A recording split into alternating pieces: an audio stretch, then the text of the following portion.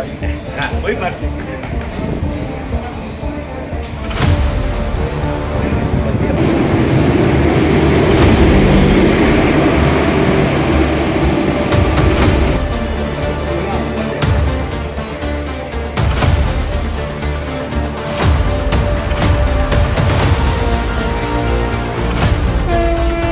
Clear खत्म। Clear.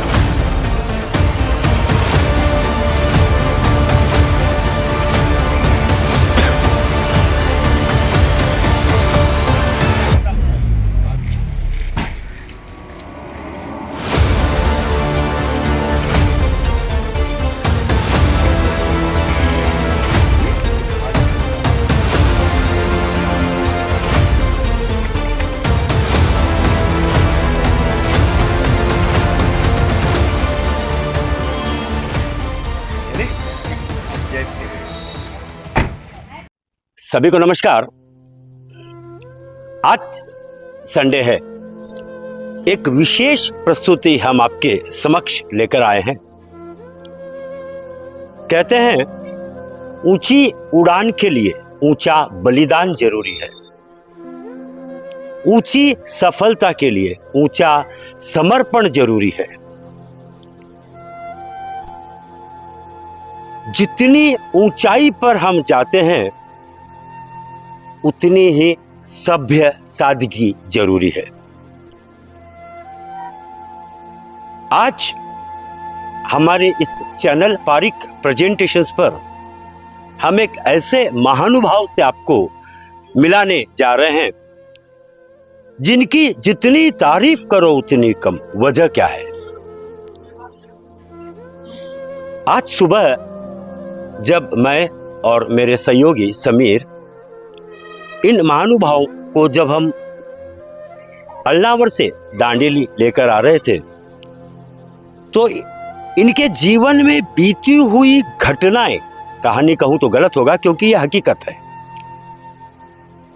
उन घटनाओं को, बीते हुए पलों को, किन किन से इनकी मुलाकात हुई, कहां कहां तक ये गए और क्या क्या हुआ इनके जीवन में,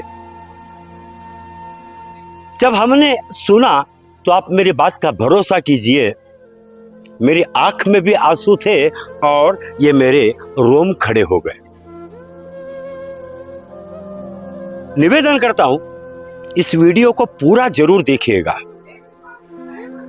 इसमें कही गई बातें आपको उस समय काम आएगी जब आप कुछ कष्ट में होंगे, समस्या में होंगे। तो अगर इन बातों पे आप गौर करेंगे तो आने वाली समस्या आपको बहुत छोटी दिखेगी। आइए आपको मिलवाते हैं हमारे आज के विशेष मेहमान नानू सहदेव पाटिल जी से। बहुत बहुत स्वागत है डॉक्टर साहब हमारे चैनल पे आपका। नमस्कार सर, और सभी दर्शकों को भी मेरा प्रणाम सर। बहुत बढ़िया जी। और एक बात, मेरे साथ मेरे खास मित्र आशुतोष जी हैं जो हर वक्त हमारा साथ देने के लिए, हमारा सहयोग देने के लिए हर पल तैयार रहते हैं। आपका भी बहुत बहुत स्वागत आशुतोष जी। डॉक्टर नानू सहदेव पाटिल जी सर। आपका जन्म कहाँ हुआ और दांडेली से आपका क्या संबंध है? सर दांडेली के पास जो कोणपा है, घना कोहरा जंगल में है एक गांव, मोड़ंगी के समीप। जी सर, बिल्कुल। वो मेरे पिताजी का गांव है।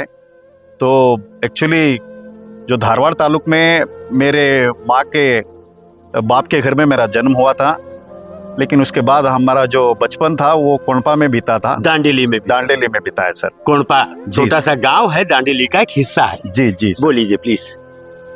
और वहाँ से मैं स्कूल चला गया, लेकिन वहाँ की जो एक घटना है सर, हाँ बोलिए। उसको मैं मेरे ज़िंदगी में कभी नहीं भूल सकता, क्योंकि फॉरेस्ट डिपार्टमेंट से वहाँ पे कोनपा के नज़दीक एक काली रिवर का कंपटीशन रखा था और मैं तो बिल्कुल 9 साल का था। और उस कंपटीशन के लिए जो दूसरे जगह से 38 लड़के आए थे, प्रतियोगी आए थे। और उस प्रतियोगिता के लिए मैं भी गया था, लेकिन मुझे मना कर दिया। तो दोस्तों ने कहा नहीं जी, हमारे साथ ये हर रोज ठहरता है। नहीं, तो, एक मिनट जी ध्यान दीजिएगा। अब इस बात पर क्यों मना कर दिया था? क्योंकि मुझे दिखता नहीं है, बचपन से आंख नहीं है। आंख नहीं है, भगवान ने इन्हें दृष्टि देना भूल गए। तो मेरे दोस्तों ने मेरी तरफ से की और लास्ट में मेरे को भी परमिशन मिल गया। उसके पहले मैं दो बातों में ये बताता हूँ कि मेरे दोस्त पहले मुझे अपने साथ नहीं लेते थे, तो मैं एक बार क्या करता था, मेरी बहन को लेके जाके अकेला शाम और सुबह मैं ट्राई करता था। बाद में मेरे दोस्तों को पता चला तो हम सब लोग साथ में स्विमिंग किया करते थे। स्विमिंग और क्रिकेट खेलते थे आप? जी जी हाँ जी। तो वैसा हो गया कि 38 बच्चे थे और हम सब कंपटीशन के लिए गए और बाद में मुझे भी परमिशन दे दिया। और जो अंपायर थे उन्होंने सीटी बजाई, तो हम ठहरते ठहरते गए, स्विमिंग करते करते गए और बाउंड्री क्रॉस होने के बाद मुझे पता चल गया कि 38 लड़कों में पहली प्राइज मुझे आई है। बहुत बढ़िया। अगर हौसला बुलंद हो तो मंजिलें दूर नहीं है। बोलिए प्लीज।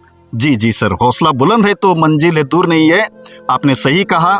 और जो भी हम आदमी के लिए असंभव कुछ भी नहीं है, लेकिन प्रयास करना बहुत जरूरी होता है सर। प्रयास करना जी जी। और आप बार बार बहुत आदमी से आप सुने हुए होंगे कि प्रयास करने वालों की कभी हार नहीं होती है। जी सर। कोशिश करने वालों की कभी हार नहीं होती। सही है ना आशुतोष जी? जी जी बिल्कुल सही। बोलिए प्लीज।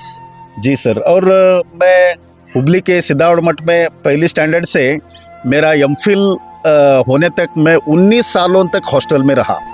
पहले हुबली में और धारवाड़ में, बेंगलोर में मेरी पढ़ाई हुई और लास्ट में मुझे नौकरी मिल गई, तो मैं पीएचडी के लिए धारवाड़ में ही दाखिल हुआ था। लेकिन मेरे जो गाइड थे उनका ट्रांसफ़र गोवा होने से मैंने अंत में गोवा यूनिवर्सिटी में Netaji Subhash Chandra Bose and Indian freedom movement political scenario, ये टॉपिक के बारे में मैंने पीएचडी की है और बहुत सारे लोग उसको मानते हुए हैं कि एक अच्छी थीसिस है।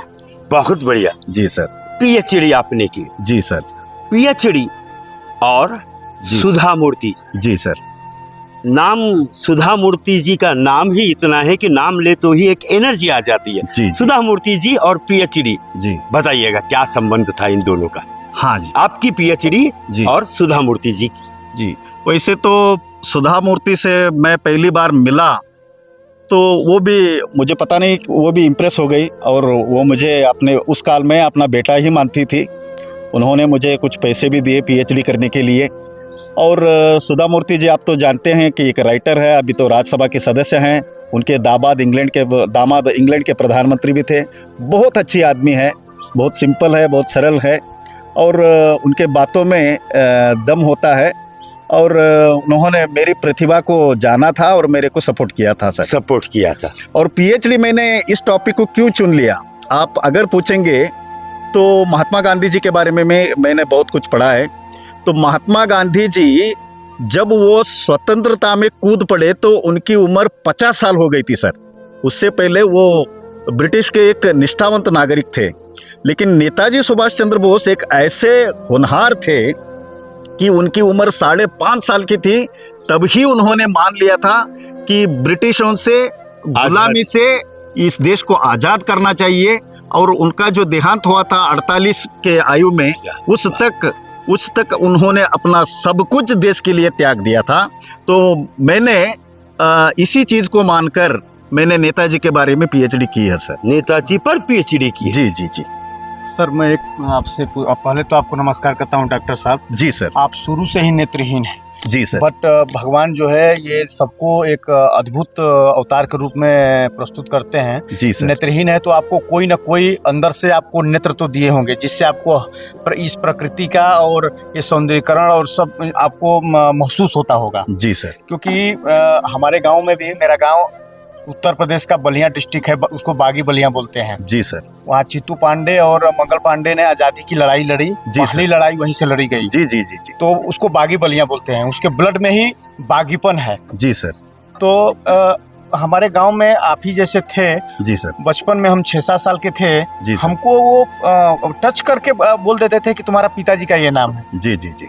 इतना मतलब उसको उनको ये था। आंतरिक तो ये आपके पास शक्ति। शक्ति रहती है जो मतलब आप एक बार जिससे मिल गए, बातचीत कर लिए, उसको ऐसा टच करने से भी आपको महसूस हो जाए? जी सर, ऐसा होता है कि हर आदमी के लिए 3 अंक होते हैं। जी 2 अंक आप बचपन से ही पाते हैं, जी। और ये जो होता है हाँ उसको इंटेलेक्चुअल आई बोलते हैं, अंतरचक्षु। हाँ। ये अंतरचक्षु प्रयत्न करके उसको भगवान से छीन लेना पड़ता है सर। जी जो योग करना पड़ता है, ध्यान करना पड़ता है, थोड़ी तपस्या भी करनी पड़ती है। जी। ऐसा कुछ करके भगवान के साथ झगड़ के हाँ। 3रा अंक लेना पड़ता है, जो हमारे जैसे लोग लेते हैं सर। क्योंकि जीना है ना आपके अंदर, जी सही है। आपके बीच में जीना है, तो ऐसा कुछ करना ही पड़ता है सर। बढ़ना पड़ता है। ये प्रश्न पूछ रहा हूँ कि राम भद्राचार्य जी, जी जो एक बहुत मानी जाने हस्ती जी है, जी सर। उन्होंने सब वेद का ज्ञान उनको मिल गया है। जी सर। उनका भी चक्षु नहीं, आंख नहीं है, मतलब दिख नहीं सकते, जी सर। बट वो पूरा वो कंठस्थ हो गया है उनको। जी सर। तो कैसे ये मतलब हम पढ़ लेते हैं, मतलब उसको हम लोग तो जैसे देख के पढ़ते हैं, आप सर। लोगों का कौन सी टेक्नोलॉजी है जैसे ये आप वेद का, उपनिषद का ये आप कंठस्थ कर सकते हैं? हाँ सर, मैं बताता हूँ। हमारे जैसे लोगों के लिए एक लिपि होती है, जी उस लिपि का नाम है ब्राइल लिपि। जी। ब्राइल जी ब्राइल। जी। ब्राइल लिपि is nothing but this is the touch and feel method, but finger dexterity is very important. So blind people first learn to that finger dexterity and then after also easy there, sir. और एक विशेष बात बताता हूँ, जी sir. दृष्टिहीन होना ये अलग बात है, जी सर। लेकिन अपने आंतरिक शक्ति को इतना मजबूत करना कि मैं दृष्टिहीन हूँ, ये बात दिमाग से निकल जाती है। जी सर। आपने कारवार से हुबली या हुबली से कारवार कुछ स्केटिंग कर कर गए थे, उसके बारे में बताइए। जी सर, मेरे अंदर एक सपना था कि मैं कुछ करूं वो बहुत विशेष रहना चाहिए, दुनिया में और किसी ने नहीं करना चाहिए। तो इस पे जी जी नमस्कार करता हूँ, प्लीज बोलिए। जी जी, मैंने जो कुछ करता हूँ वो दूसरों ने अभी तक नहीं किया होगा और बाद में करने के लिए भी उनका इजी नहीं होगा, ऐसा कुछ काम मैं करना चाहता था सर। और मैंने स्केटिंग सीखी, स्केटिंग किया, बाद में वो सब इंटरनेशनल नेशनल लेवल पे आया, तो बहुत सारे देशों के एम्बेसडर्स ने हमको लेटर लिख के बताया कि ब्लाइंड जो आदमी होते हैं स्केटिंग करने वाला दुनिया में और कोई नहीं है आपको छोड़ के। जी मेरे सर। देश के लिए गौरव की बात है, मेरे गांव के लिए गौरव की बात है कि आप जैसी महानुभूति हमारे बीच में है। प्लीज बोलिए सर। सो स्केटिंग मैंने सीखी थी 57 डेज में। मेरे जो कोच हैं ईरन अकाड़पना और हुबली में रहते हैं। 57 डेज में मैंने पहली बार स्केटिंग सीखी और हुबली से कारवार तक घाट सेक्शन में स्केटिंग किया। 165 किलोमीटर्स का डिस्टेंस केवल 22 घंटों में 22 आवर्स में हमने किया था। और उसके बाद मैं कन्नड़ भाषा को शास्त्रीय स्थान माना लेने के लिए गवर्नमेंट ऑफ कर्नाटका और भारत सरकार के ऊपर प्रेशर डालकर गदग से कोप्पल तक भी स्केटिंग किया था।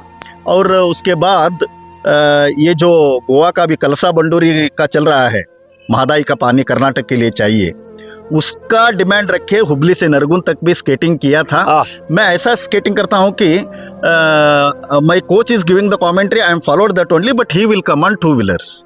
कमेंट्री जी जी जी। आपके कोच आपके साथ में होते हैं, लेकिन वो बाइक पे होते हैं, आप स्केटिंग करते हो, जी सर। कमेंट्री करते हैं। कमेंट्री मतलब आपको बोलते हैं लेफ्ट मोड़ना है, राइट मोड़ना है, खड्डा है, यही जी जी जी सर, गाइड करते हैं सर। गाइड करते हैं। हाँ, इस तरफ उड़ना है, इस तरफ नहीं। साथ में आप और आपके कोच होते हैं। जी इसके सर। अलावा और कोई होता है जो इंटरेस्टिंग पर्सन है, चलो हम साथ में चलते हैं? हाँ सर, होते हैं। होते हैं। जी सर। दूसरी और एक विशेष बात बताता हूँ। जी सर। नानू सहदेव पाटिल जी, माफ कीजिएगा, डॉक्टर नानू सहदेव पाटिल जी, अटल बिहारी वाजपेयी जी, वो संबंध के बारे में कुछ बताइए। जी सर, मैं अटल जी की भी इच्छा थी, तो मेरे अंदर भी एक जज्बा आ गया कि मैं भी कुछ करूं। तो भारत और पाकिस्तान के लिए, पाकिस्तान के बीच शाश्वत शांति स्थापना हो, इसकी प्रार्थना करके मैं दिल्ली से लाहौर तक स्केटिंग के ऊपर प्रयाण करना चाहता था। तो इसके वास्ते मुझे अटल बिहारी वाजपेयी जी के साथ बातचीत करनी आवश्यकता थी। तो मैंने पहली बार अटल जी के साथ बेलगाम में मुलाकात की थी, दूसरी बार मैंने दिल्ली में मुलाकात की थी जब वो प्रधानमंत्री थे, Please. और तीसरी बार मैंने उनके साथ इंग्लैंड में मुलाकात की थी, क्योंकि मैं भी इंग्लैंड गया था और वो भी आए थे। तो अटल जी ने तीसरी बार मैं गया तो आइए नानू पाटिल जी, नमस्कार करता हूँ, ऐसा कहा। और अंत में हमारी बातचीत होने के बाद अटल जी ने मेरे को कहा कि मेरे सर के ऊपर हाथ रख के, आपके जैसे बच्चे हमारे देश के लिए चाहिए, देश के भविष्य के लिए चाहिए। बहुत बढ़िया जी, बहुत जी। बढ़िया। किस दिल्ली में या सर माफ कीजिएगा, इंग्लैंड में? जी सर। इंग्लैंड के अलावा आप कई विदेशी भूमि पर, विदेशों में आपने मोटिवेशन स्पीच दिया है। जी सर। ये मोटिवेशन स्पीच और विदेशी धरती, जी सर। इसके बारे में कुछ बताइए। जी, वैसे तो मैं अभी तक 98 से लेकर आज तक मैं 10-11 कंट्रीज में जाकर आया हूँ। कोविड के बाद अब थोड़ा हमारा फॉरेन जाना कम हुआ है। तो मैं इंग्लैंड गया था 2 बार, अमेरिका भी 2 बार गया था, नेपाल गया था, सिंगापुर गया था, मॉरिशस गया था, दुबई गया था, और जिस तरीके से स्विट्ज़रलैंड भी गया था, जर्मनी में गया था, कनाडा में गया था, ऐसा कुछ गया था सर। उसमें एक तो दुबई में मेरे को ये कार्यक्रम के लिए बुलाया था कि वहाँ पे हर साल जो अनिवासी भारतीय हैं वो गेट टुगेदर प्रोग्राम करते हैं, और हर साल भारत से एक अतिथि को, एक मेहमान को बुला देते हैं। तो 2016 में उन्होंने मुझे बुलाया था, और वहाँ मैं हिंदी और अंग्रेजी में 1 घंटा 15 मिनट तक, यानी 1.25 घंटों तक वहाँ पे भाषण दिया था। उसको मैं कभी भूल नहीं सकता हूँ। बहुत बढ़िया जी सर। सर, मैं ये पूछ रहा हूँ कि ये हमारे मिसाइल मैन बोले जाते हैं, जी। श्री अब्दुल APJ अब्दुल कलाम जी, साहब जी। उन्होंने इस देश को वैज्ञानिक के रूप में बहुत कुछ योगदान दिया है। समृद्ध, बहुत गरीब स्थिति से वो निकले थे। जी सर। हम ऐसा पढ़े हैं, सही है गलत है, जी कि सर। वो पढ़ाई करते समय पेपर, साइकिल पे पेपर बेच के उन्होंने पढ़ाई अपनी की है। जी सर। और एक बार वो जब बैठे थे तो कुछ समय पहले तो जी कोई पेपर वाला एक पेपर ऐसे फेंक रहा था, जी सर। तो उसका डायरेक्शन देख के उन्होंने मिसाइल का डायरेक्शन तैयार कर दिया। जी जी जी। उनके बारे में आपका क्या विचार है, आपका क्या सोच है सर? क्या आप APJ अब्दुल कलाम साहब से कभी मिले या मौका मिला आपको? मिला तो कैसे मिला? जी सर, बता देता हूँ। प्लीज। जब मैं कॉलेज में था तब विलियम शेक्सपियर की जीवनी पढ़ रहा था। तो वो लिखते हैं कि the talent is born to huts but it is died to palace. इसका मतलब ये होता है कि जो प्रतिभा की झोपड़ी, प्रतिभा का जो जन्म होता है वो झोपड़ी में होता है, और उसका जो अंत होता है वो महल में होता है सर। तो कलाम जी की वैसी ही कहानी है, और हमने भी ऐसे कई विचार पढ़ पढ़ कर हमने अपने जीवन में कुछ ना कुछ किया है सर। और मैं एक बात बता देता हूँ कि मैंने एक संस्कृत श्लोक पढ़ा था कि स्वगृहे पूज्यते मूर्खः, स्वग्रामे पूज्यते प्रभु, स्वदेशे पूज्यते राजा, विद्वानाम सर्वत्र पूज्यते। इसका मतलब ये होता है कि एक जो मूर्ख होता है, भिक्षुक होता है, या कोई सोमारी होता है, उसको भी रिस्पेक्ट मिलता है, लेकिन सिर्फ और सिर्फ उनके घर में मिलता है। एक जो ग्राम का मुखिया होता है, उनके ही ग्राम में उनको रिस्पेक्ट मिलता है, दूसरे ग्राम में नहीं मिलता है सर। और एक जो देश का या प्रांत का राजा होता है, उनको उस देश में, उनको उसके प्रांत में ही उनको गौरव प्राप्त होता है। लेकिन एक जो विद्यावंत विद्वांस होता है वो सारे जगत में, सारे विश्व में पूजा जाता है सर। बहुत बढ़िया सर, बहुत बढ़िया। तो कलाम जी के जीवन में यही हुआ सर। तो एक बार हम फॉरेन से आ रहे थे, तो एक एयर होस्टेस, उनका नाम था परिणीता कपाड़िया, उन्होंने। आप कहाँ से आ रहे थे? लंदन से आ रहा था। अच्छा, लंदन से आप बेंगलुरु आ रहा था। बेंगलुरु आ रहे थे प्लेन के अंदर? जी जी। अच्छा, बोलिए प्लीज। जी। और एयर होस्टेस ने मुझे इंस्ट्रक्शन दिया कि सिग्नल कैसा करना है, बेल्ट कैसा ये करना, इस्तेमाल करना है। तो वो सब देख के मेरे जो बाजू वाले जो एयर होस्टेस ने आपको जानकारी देकर सीट तक पहुंचाई? जी जी। अच्छा जी सर। तो इस सब चीज को देखकर मेरे जो बगल में मेहमान बैठे थे, महोदय बैठे थे, उन्होंने सोचा कि इनको ये ब्लाइंड है। तो उन्होंने मेरे को पूछा और मैंने भी उनको बता दिया। तो उन्होंने मुझे कहा कि मेरे वॉइस से, यानी मेरे बोलने से, आवाज से, मेरे आवाज़ से आप मुझे पहचानते हैं? अच्छा, उन्होंने आपके बगल में जो बैठे थे जी। उन्होंने आपसे पूछा? हाँ, पूछा। तो मैंने अगर सही मायने में कहूँ तो पहचाना था, लेकिन मैं डर गया, क्योंकि वैसे बड़े आदमी एग्जीक्यूटिव क्लास में होते हैं, मेरे जैसे सामान्य व्यक्ति बैठने वाले इकोनॉमिक क्लास में नहीं होते हैं। तो मैंने डर कर उनको नहीं सर, मैंने नहीं पहचाना, ऐसा कहा। तो उन्होंने कहा कि मैं हूँ APJ अब्दुल कलाम। ओह जी सर।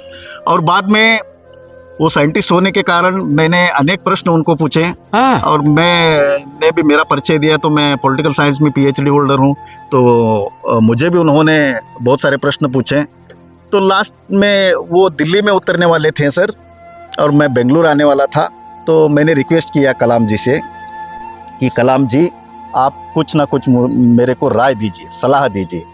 तो कलाम जी ने कहा कि you do not stop after your first victory, because of if you fail in second the more lips are waiting to say this, your first victory just was a luck.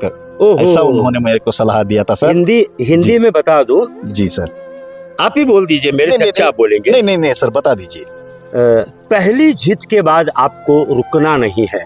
अगर पहली जीत के बाद आप जब दूसरी जीत पे हार जाओगे तो लोग कहेंगे कि पहली जीत तकदीर से, किस्मत से आपने जीती, आपकी प्रतिभा से नहीं। सही कहा मैंने? जी सर, बिल्कुल सही कहा सर। कंटिन्यू कीजिए सर। तो ऐसा, और बाद में मैं उनको लेटर वगैरह लिखता रहा। 1-2 बार उन्होंने भी मुझे लेटर लिखा, जवाब दिया। और वो एक बहुत अच्छे इंसान है सर।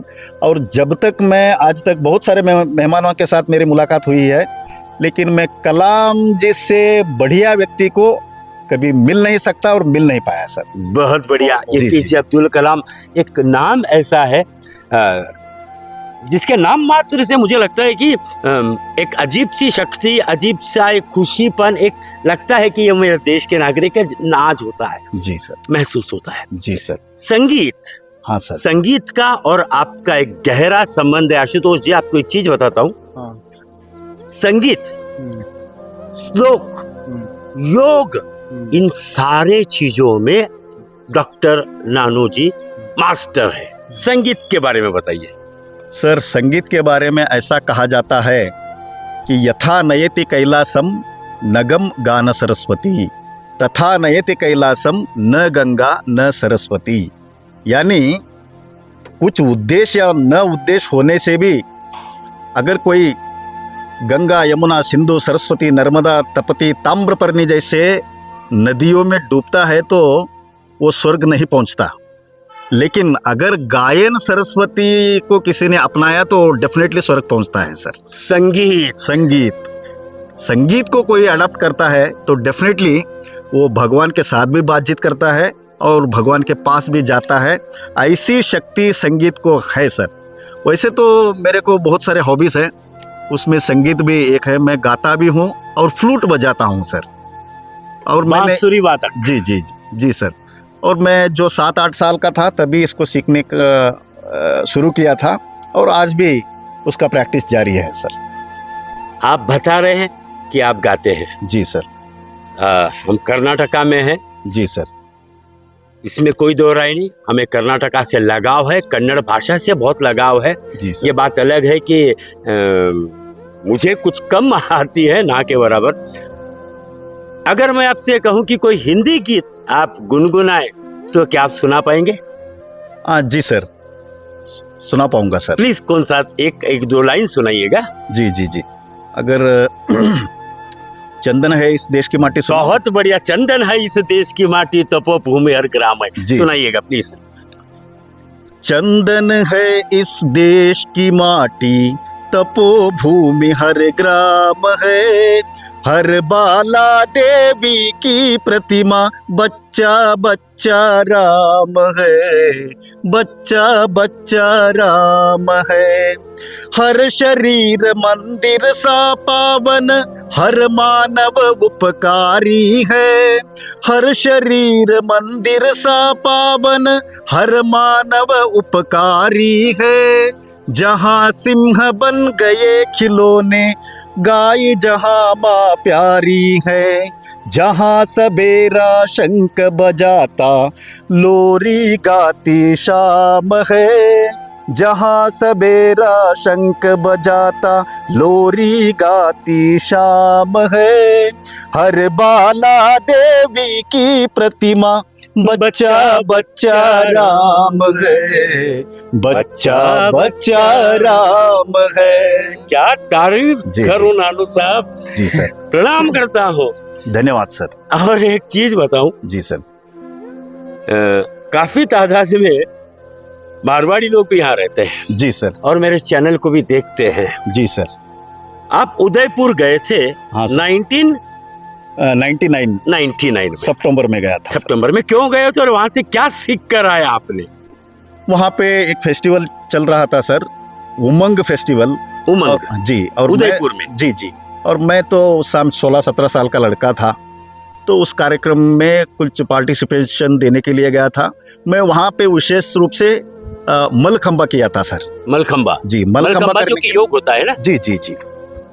एक खंबे के ऊपर चढ़कर योग करना पड़ता है जी, या आसन करना पड़ता है ना? जी सर। जी अच्छा सर। अच्छा अच्छा।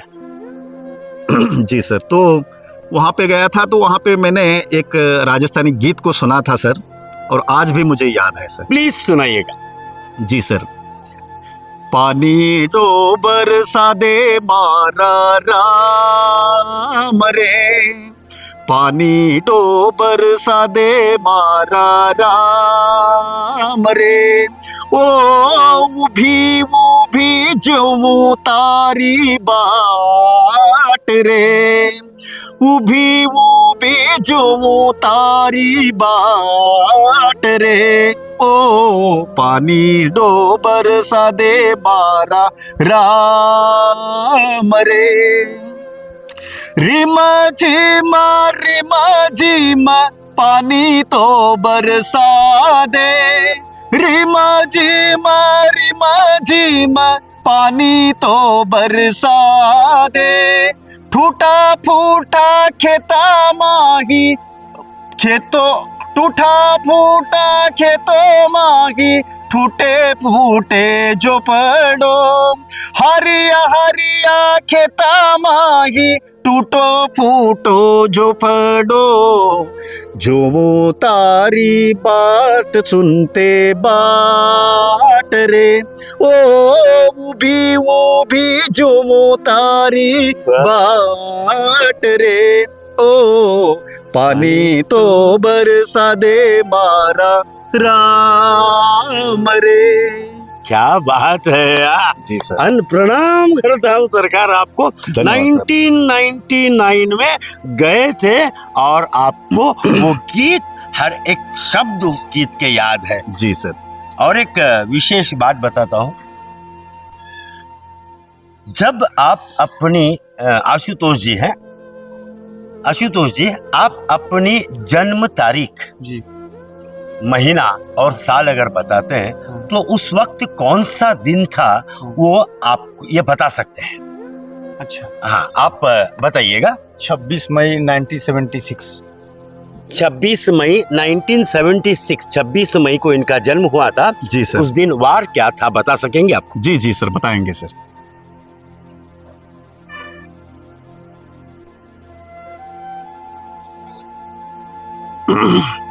सर 76 कहा ना आपने? हाँ। जी जी सर, थोड़ा कंफ्यूज हो गया था, तो और एक बार मैं 1976। 1976। जी। Okay sir.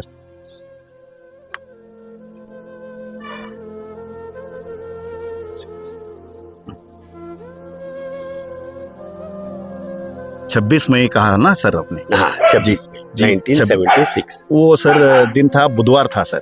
बहुत बहुत हाँ? जी सर, मैं आपके बुधवार था टैलेंट को प्रणाम करता हूँ, प्रणाम करता हूँ टैलेंट को। बिल्कुल बुधवार का ही हमारे दिन था। जी। हमारे समीर है, आ गया ये समीर, एक बार रख दीजिए आप। समीर आप ये इस तरफ आ जाइए। समीर जो आपको साथ में लाए थे जी हमारे, जी जी समीर भाई बहुत बहुत शुक्रिया। आपका समीर डेट ऑफ बर्थ और ईयर बताओ। मेरा 22/12/1986 है।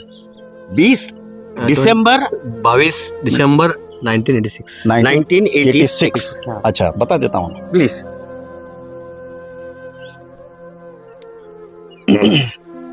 22 दिसंबर हाँ सर 1986 सर मंडे आता है सर, सर। सोमवार।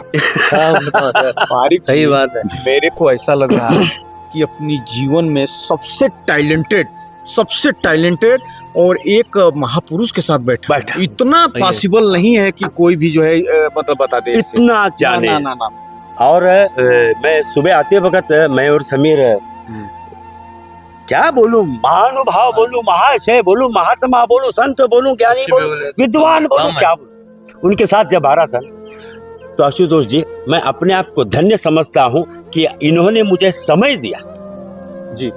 और ऐसी शख्सियत का समय देना ये मेरी खुशकिस्मती है। बिल्कुल, बिल्कुल, मैं आपको नानू जी प्रणाम करता हूं आपको, धन्यवाद आपने सर। जो समय दिया धन्यवाद सर, धन्यवाद सर। बहुत नहीं, बहुत खुशी का माहौल है कि हम लोग ऐसी विभूति के साथ बैठे हैं। बैठे। ये जीवन में बहुत कम देखने को मिला है। कभी एक आध बार जो है जीवन के अंदर हाँ। ऐसी शख्सियत हमारे से मिलती है और ये हमको विश्वास नहीं हो रहा है कि इतनी बार फॉरेन गए, इतने बड़ी हस्तियों से मिले और इतना साधारण तरीके से बहुत बैठे हैं। सादगी भरा इसलिए जीवन। हमारा देश जो है, हम अपने देश को आज विश्व गुरु कहते हैं। ये विश्व ऋषि गुरु ऋषि महर्षि मैं का तो- देश है। जी सर। और ऐसे हम पढ़ते थे कि कालिदास जी कवि थे, तुलसीदास जी कवि थे। हम उनके देख नहीं पाए उनको। उनको हम देख नहीं पाए, बट उनकी हम कविता पढ़े हैं, उनके टाइम की हम हिस्ट्री पढ़े हैं। आज हमको विश्वास हो रहा है कि इतनी बड़ी बड़ी हस्ती रही होंगी। हाँ। आज हमारे साथ जो बैठे हैं बैठे।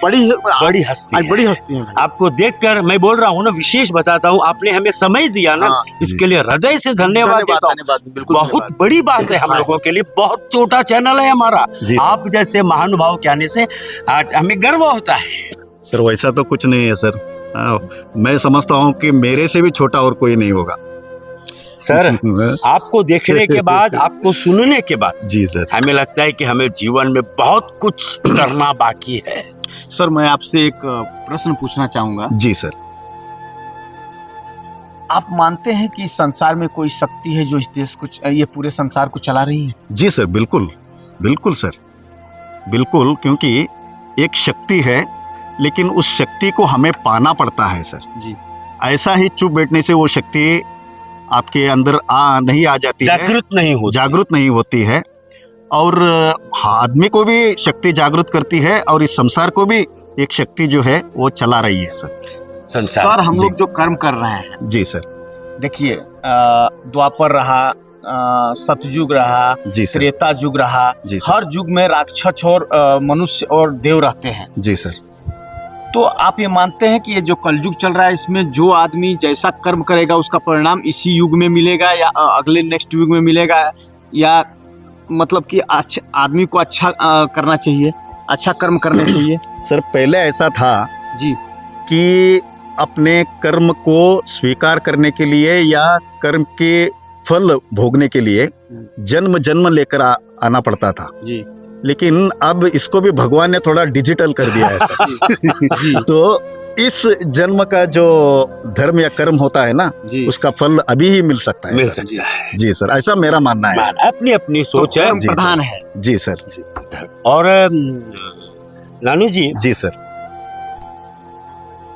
कन्नड़ का कोई एक ऐसा गीत जी जो सर। आपको बहुत पसंद हो, क्योंकि हम कर्नाटका में रहते हैं, इस कर्नाटका की भूमि को नमन करते हैं, प्रणाम करते हैं। शान हम प्लीज, समझते हैं, शान है हमारी। हमारे लिए। जी सर। प्लीज। अभी मैं एक गीत बताने जा रहा हूँ सर। जी उसका थोड़ा हिंदी में पहले बता देता हूँ कि जी। गीत ऐसा है जी। कि जब तक इस देह में आत्मा है तब तक इसको वैल्यू है। अगर ये गया तो हम किसी का भी बॉडी हम नहीं रख सकते। ऐसा कुछ अर्थ देने वाला गीत में बता देता जब हूँ। तक कि शरीर में प्राण प्राण है है, तब तक शरीर सम्मान को- है। जी जी जी जी जी सीधा यार बोलिए प्लीज, जी जी सर। सुनाइएगा। हाँ सर। इसकी रचना है, ये किसने लिखा है? ये एक्चुअली सर वो मैं बता देता हूँ कि सर मैं कवि भी हूँ। अरे बाप रे। जी मैं लिखता हूँ। हाँ और पहले तो अखबारों में भी लिखता था, कन्नड़ में आर्टिकल्स वगैरह। जी। कन्नड़ा प्रभा के लिए बहुत लिखता था सर। कन्नड़ प्रभा जो हुबली से निकलता है। जी जी अब बोलिए सर प्लीज। जी सर, तो ये जो गाना है ये दूसरे ने लिखा, मैंने नहीं लिखा है, लेकिन मैंने जो लिखा है वो भी बाद में बताऊंगा। ये अच्छी तो बात, प्लीज।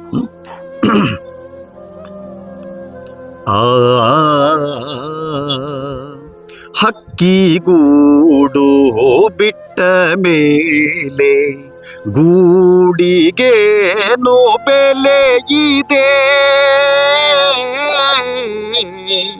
ಹಕ್ಕಿ ಗೂಡು ಬಿಟ್ಟ ಮೇಲೆ ಗೂಡಿಗೇನು ಬೆಲೆ ಇದೆ, ಹೃದಯ ಪ್ರೀತಿ ತೋರೆದ ಮೇಲೆ ಮಧುರ ಪ್ರೀತಿ ತೋರೆದ ಮೇಲೆ ಮನಕ್ಕೆ ಶಾಂತಿ ಎಲ್ಲಿದೆ, ಮನಕ್ಕೆ ಶಾಂತಿ ಎಲ್ಲಿದೆ, ಹಕ್ಕಿಗೂಡು ಬಿಟ್ಟ ಮೇಲೆ ಗೂಡಿಗೇನು ಬೆಲೆ ಇದೆ, ನನ್ನದೇನು ನಿನ್ನದೇನು ಯಾರದೇನು ಜಗದಲ್ಲಿ, ನನ್ನದೇನು ನಿನ್ನದೇನು ಯಾರದೇನು ಜಗದಲ್ಲಿ, ಪ್ರೀತಿ ಪ್ರೇಮ ಒಂದೇ ಸ್ಥಿರವು, ಪ್ರೀತಿ ಪ್ರೇಮ ಒಂದೇ ಸ್ಥಿರವು, ನೀತಿಯಿಂದ ಬಾಳ್ವೆವು, ನೀತಿಯಿಂದ ಬಾಳ್ವೆವು, ಹಕ್ಕಿಗೂಡು ಬಿಟ್ಟ ಮೇಲೆ ಗೂಡಿಗೇನು ಬೆಲೆ ಇದೆ, ನವ ವಸಂತ ಕಳೆದ ಮೇಲೆ ಕೂಗುವುದೇನೆ ಕೋಗಿಲೆ, ನವ ವಸಂತ ಕಳೆದ ಮೇಲೆ ಕೂಗುವುದೇನೆ ಕೋಗಿಲೆ, ನೀರು ಬತ್ತಿದಾಗ ಮೀನು, ನೀರು ಬತ್ತಿದಾಗ ಮೀನು ಸಾಯದೇನೆ ಆಗಲೇ, ಸಾಯದೇನೆ ಆಗಲೇ, ऐसा कुछ है सर। बहुत क्या तारीफ करूं, बहुत नमन करता हूं। आशुतोष जी, आरिक जी, इनके अंदर दैवी शक्ति है, दैवी शक्ति है। जो वाणी है ना इतना स्पष्ट निकल रहा है, हम लोगों से तो उतना स्पष्टता के साथ नहीं है, चाहे कन्नड़ लैंग्वेज हो, आपका मरवाड़ी लैंग्वेज हो या हिंदी लैंग्वेज, हमें तो समझ ही में नहीं आ रहा है कि कर्नाटक के हैं और इतनी हिंदी शुद्ध बोल रहे हैं कि हमको तो नॉर्थ इंडियन लग रहे हैं भाई। क्या कि 6 भाषा का कुछ ज्ञान है आपको? सर मेरे को ऐसे तो 5-6 भाषाओं का ज्ञान है सर, कन्नड़, हिंदी, इंग्लिश, मराठी, कोंकणी और संस्कृत। संस्कृत की भी जानकारी है। जी जी जी। संस्कृत के एक एक श्लोक अभी आप कुछ बता रहे हैं, सुख और ज्ञान, जी जी उसका बताइए प्लीज। हाँ, सुनिएगा आशुतोष जी। जी सर। सुखार्थी चेत त्यजेत विद्याम, विद्यार्थी चेत त्यजेत सुखम, सुखार्थिनः कुतो विद्या, कुतो विद्यार्थिनः सुखम। इसका मतलब यही होता है कि सुख और ज्ञान एक ही साइड पे नहीं होता है, एक दूसरे से अलग होता है, विपरीत दिशा में होते हैं। सर। अच्छा, अगर आपको ज्ञान को पाना है तो सुख को त्यागना पड़ता है सर। मैंने मेरे जीवन में अभी तक मैंने 700 किताबें पढ़ी हैं सर, जो अलग अलग लैंग्वेजेस में, और मैं आज तो स्टूडेंट नहीं हूँ, लेकिन फिर भी मैं ये आपका ठंडी के दिन हो या बारिश के दिन हो, मैं सुबह 4 बजे उठ जाता हूँ और मेरी पढ़ाई शुरू हो जाती है सर। आज भी मैं मिनिमम 4 घंटे तक पढ़ता हूँ। ब्रह्म मुहूर्त में सरस्वती जी साक्षात हाँ, जागृत रहती है। जी सर। और मैंने स्वामी विवेकानंद जी के बारे में एक उपन्यास पढ़ा था सर उनका, तो वो अमेरिका में होते हैं और अमेरिका के एक नास्तिकवादी आकर उनको एक प्रश्न पूछते हैं। उस नास्तिकवादी का नाम था जो उस नास्तिकवादी का नाम अभी मुझे याद नहीं आ रहा है अच्छा, सर प्लीज। लेकिन उन्होंने जो एक प्रश्न पूछा, स्वामी जी आप भारत से आए हो और मनुष्य के सामर्थ्य के बारे में इतना बता देते हो, सचमुच में क्या मनुष्य के अंदर इतना सामर्थ्य है? तो तो स्वामी विवेकानंद जी ने कहा था कि सुनो वत्स, गिरिर महान गिरिर, रब्धेर महान रब्धेर नभो महत, अरे नभसोपि महत ब्रह्मा तथोप्यासा गरीयसी। इसका मतलब ये होता है कि पर्वत, पहाड़ से बड़ा पर्वत होता है, पर्वत से बड़ी धरती होती है, धरती से बड़ा समुंदर होता है, समुंदर से बड़ा सागर होता है, सागर से बड़ा आकाश होता है, आकाश से भी बड़ा ब्रह्मांडल होता है, ब्रह्मांडल से भी बड़ा ब्रह्म होता है, और ब्रह्म से भी बड़ा आदमी होता है, मनुष्य होता है। लेकिन ऐसा चुपचाप बैठने से मनुष्य बड़ा नहीं होता। यो यमर्थम प्रार्थयते यदर्थम घटते पिचा। जो प्रयास करेगा, जो प्रयाण करेगा, जो तपस्या करेगा, जो भगवान से झगड़ेगा, वही बड़ा होता है सर, वही एक प्रयत्नशील बन के सक्सेसफुल होता है सर। ऐसा मैंने स्वामी विवेकानंद जी से सीखा था, और उसको मैं मेरे अंदर भी थोड़ा फील करके उस दिशा में चल रहा हूँ। बहुत आपके प्रयास को, आपके सादगी को, आपके ज्ञान को, क्या कहूँ, हम पूरी टीम, पारिक प्रेजेंटेशंस की पूरी टीम आपको नमन करती है। और विशेष धन्यवाद शब्द भी छोटा होगा, आपने हमें समय दिया। और क्या बोलूं मैं, शब्द नहीं मिल रहे आशुतोष जी की एक विभूति है। आप विभूति, आपकी सादगी को, आपके ज्ञान को, आपके प्रयासों को, आपकी सफलताओं को। शुरुआत में मैंने कहा था कि सफल होने के लिए बहुत बड़ा समर्पण करना पड़ता है, ऊंचाई पे उड़ना हो तो बलिदान बड़ा करना पड़ता है। इन्हें नमन करता हूं और ये विश्वास दिलाता हूं सर आपको, डॉक्टर नानू सहदेव पाटिल सर, आपको मैं ये विश्वास दिलाता हूं कि ये जो भी ये हमारे चैनल पे ये आपका जो वीडियो देखेगा, आपके द्वारा दी गई बातें, आपके द्वारा बताई गई हर एक घटनाएं सुनेगा, तो वो किसी भी समस्या से घबराए बिना वो लड़कर निकलेगा और कहीं पर भी नहीं डरेगा। आप कुछ कहना चाह रहे प्लीज? जी सर, दो बातों को मैं कहूँगा। पहली बात तो उस नास्तिकवादी का नाम याद आ गया। उसका नाम था इंगरसाल, लेकिन कई किताबों में इंगरसोल भी लिखा है, लेकिन उनका नाम था इंगरसाल, वो जो नास्तिकवादी था। दूसरी बात, जो आदमी के अंदर सपने ऐसे होना चाहिए सर कि अमेरिका के डेब्यू प्रेसिडेंट यानी प्रथम प्रेसिडेंट थे जॉर्ज वाशिंगटन। जो जॉर्ज वाशिंगटन प्रेसिडेंट होने से पहले एक कॉलेज में प्यून काम के लिए थे सर। प्यून का काम अटेंडर का काम करते थे। वो अटेंडर का काम क्या होता है? झाड़ू वगैरह करना और स्वच्छता का ये करना, और किसी में पैसा दे दिया तो चाह बिस्कुट को लाके देना, ऐसा कुछ काम करते थे। लेकिन उनका सपना जो ऐसा था कि वो 40 या 45 मिनट के बाद एक जो पीरियड की जो घंटी होती है ना, घंटी बजती है ना सर, जी सर, घंटी के बाद में का जो समय मिलता है, जी सर, वो पीरियड के लिए या क्लास बदलने के लिए जो घंटियां बजा देता था, तब वो ऐसा कहता था कि done done done America president George Washington कहता था। घंटी बजाने वक्त डन डन डन आवाज आती थी, टन टन टन। अमेरिका प्रेसिडेंट जॉर्ज वाशिंगटन, वो उन्होंने सिर्फ और सिर्फ कहा नहीं, उन्होंने बन के दिखाया। तो हर एक आदमी के अंदर ऐसे सपने होना चाहिए, सपने होना चाहिए, और सपने साकार करने के लिए प्रयास जरूरी है। और प्रयास करने के लिए आप जैसे महानुभाव की प्रेरणा जरूरी है। जी सर, और एक बात मैं बता देता हूँ सर, मेरा एक हव्यास है, यानी एक मेरी एक हॉबी है कि क्रिकेट कमेंट्री बताना। प्लीज जी, जो मैच खत्म हुआ है उसकी कमेंट्री, मैं 94 से अभी तक कम से कम 300 मैचों की कमेंट्री मुझे याद है।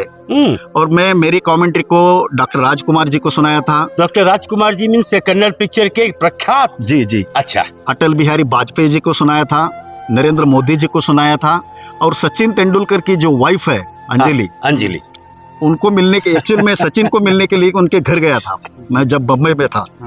लेकिन सचिन क्रिकेट खेलने के लिए श्रीलंका गए थे, तो उनके वाइफ के साथ मेरी बहुत अच्छी बातचीत हुई थी, तो उनको भी मैंने कमेंट्री सुनाई थी सर। कमेंट्री हमें भी सुनाइएगा। तो आपको क्या टेस्ट मैच की कमेंट्री चाहिए, या 50-50 की चाहिए, या 20-20 की चाहिए सर? जो आपको लगे कि इसमें बहुत दम है, तो 20-20 लगता है कि 20-20 में आनंद है। सर 20-20 का आपको चाहिए तो उसमें कौन सी टीम की चाहिए? लेकिन हमारे जो भारत के साथ किसका मैच की कमेंट्री चाहिए सर आप? अरे बाप रे, पसंद भी हमारी, जी फॉर्मेट भी हमारा, whether it is 2020 test match और या वनडे, जी सर, भारत और पाकिस्तान। जी सर, बता दो। हाँ बताइए please। लेकिन बताने से पहले हाँ जी, पाकिस्तान के बारे में ऐसा कहा जाता है कि अगर पहली बार गलती करे तो उसको इंसान कहते हैं, दूसरी बार भी गलती करे तो उसको नादान कहते हैं, तीसरी बार भी गलती न करे तो उसको शैतान कहते हैं, लेकिन बार बार गलती करे तो उसको लुच्चा पाकिस्तान कहते हैं। सिर्फ पाकिस्तान नहीं, लुच्चा पाकिस्तान। लुच्चा पाकिस्तान। तो ठीक है सर, 2020 का आपने अभी इच्छा जाहिर की है, प्लीज। तो मैं 2020 के कमेंट्री इंडिया पाकिस्तान की जो बीच हुई थी, हाँ वो एक बार वर्ल्ड कप फाइनल हुआ था और इंडिया ने जीता था, वही बता दूं? हाँ प्लीज। तो ठीक है सर। तो दोस्तों नमस्कार। जिस तरीके से आज यहाँ पर मेरे को राष्ट्रीय नियंत्रण क्रिकेट बोर्ड कंट्रोल के सिफारिश के द्वारा बार बार मैच की जानकारी बताने के लिए आमंत्रित किया गया है, जिस तरीके से मैं भारतीय क्रिकेट प्रेमियों के लिए आदर्श और अंतर्राष्ट्रीय स्पेशल और धमाकेदार cricket commentator doctor NS Patil, जो मैं दक्षिण अफ्रीका के जोहानेसबर्ग के वांडरर स्टेडियम से स्वागत करता हूँ। और आज जहां तक भारत और पाकिस्तान के बीच मैच चल रहा है, मैं समझता हूं कि आज भारतीय कप्तान महेंद्र सिंह धोनी ने टॉस जीता था और पहले ही बैटिंग करने का निर्णय लिया था। और जिस तरीके से भारत ने अपने निर्धारित 20 ओवरों में 157 रन बना चुके हैं भारतीय क्रिकेट टीम, और 158 रन बनाने का लक्ष्य जो उन्होंने पाकिस्तान के सामने रखा है, लेकिन पाकिस्तानी या बल्लेबाज क्या कुछ कर पाते हैं देखेंगे। भारत से भी इस मैच को देखने के लिए काफी लोग आ चुके हैं। मैं देख रहा हूं कि BCCI के तत्कालीन अध्यक्ष शरद पवार, बॉलीवुड के बादशाह शाहरुख खान, और जी हां दोस्तों, विराट कोहली के दिलों की धड़कन अनुष्का शर्मा भी यहां पर आ चुके हैं। लेकिन अब भारतीय कप्तान महेंद्र सिंह धोनी फील्डिंग तैनात कर रहे हैं। Extra cover, short cover, deep mid wicket, deep long leg, mid on और मिड विकेट के बीच फील्डर खड़े हो चुके हैं। ऑन साइड में 3 फील्डर और ऑफ साइड में 6-7 फील्डर खड़े हो चुके हैं। और भारत की तरफ से बॉलिंग अक्रम जारी रखने के लिए तैयार हो रहे हैं जोगिंदर शर्मा, लेकिन जोगिंदर शर्मा के सामने पाकिस्तान के मिसबाह क्या कुछ कर पाते हैं देखेंगे। अभी इस मैच को जीतने के लिए पाकिस्तान के लिए 4 गेंदों में 5 रन बनाने बाकी हैं, लेकिन पाकिस्तान के अंतिम जोड़ी सोहेल तनवीर और मिसबाह उल हक के रूप में मौजूद है। इस पाकिस्तान के अंतिम जोड़ी पाकिस्तान के लिए क्या कुछ कर पाते हैं देखेंगे। जिस तरीके से जोगिंदर शर्मा पेवलियन की तरफ से दाहिने हाथ से over the wicket Misbah ul Haq के लिए ये गेंद, इसके साथ ही काफी ऊंचा उठा दिया है, मैं समझता हूँ खतरा हो सकता है, और इसके साथ ही आउट। बहुत ही अच्छा विकेट था, पहले से ही कमिटमेंट हो चुके थे मिसबाह उल हक, और गेंद को उन्होंने ग्लाउंस के अंदाज में खेला और गेंद पहुंची सीधा श्रीशांत के पास। श्रीशांत ने इस कैच को पकड़ लिया है। हालांकि इस कैच को पकड़ने के लिए कर्नाटक के रॉबिन उथप्पा गए थे, लेकिन अंत में इस कैच को कैच में तब्दील कर दिया है श्रीशांत ने। भारत ने इस मैच को जीत लिया है। भारतीय खिलाड़ी यहां पर जश्न मना रहे हैं और पाकिस्तान के अंतिम दोनों बल्लेबाज रोते हुए स्टेडियम से बाहर चले जा रहे हैं। और मैं समझता हूं कि भारतीय क्रिकेट टीम यही तरीके का, यानी बरसात के तरीके का प्रदर्शन देते रहे। लेकिन इसके बीच में भारतीय क्रिकेट प्रेमियों के लिए श्रीमान गोविंद पारिक जी के प्रिय मित्र और आदर्श और अंतर्राष्ट्रीय स्पेशल और धमाकेदार cricket commentator doctor NS Patil, जो मैं दक्षिण अफ्रीका के जोहानेसबर्ग के वांडरर स्टेडियम से विदाई देता हूं और इस आकाशवाणी का स्टूडियो भी वापस लेकर चलता हूं। Thank you. अनबिलीवेबल सर जी, शब्द नहीं है, हृदय से धन्यवाद देता हूं और सभी से निवेदन करता हूं जितना हो सके उतना इस वीडियो को शेयर कीजिएगा। इसके लिए नहीं कि ये चले, इसके लिए क्योंकि लोग इन्हें देखकर कुछ सीखे कि कुछ शरीर में कुछ कमी हो तो उस कमी को, कमजोरी को कैसे ताकत बनाया जाता है और किस तरह मुकाम को हासिल किया जाता है, लक्ष्य को हासिल किया जाता है। प्रयास अगर लगातार किया जाए तो सफलता जरूर मिलती है। समक्ष उदाहरण है डॉक्टर साहब, जिन्होंने कभी भी हार नहीं मानी, हर वक्त हर समस्या को चुनौती के रूप में स्वीकार किया। जी सर।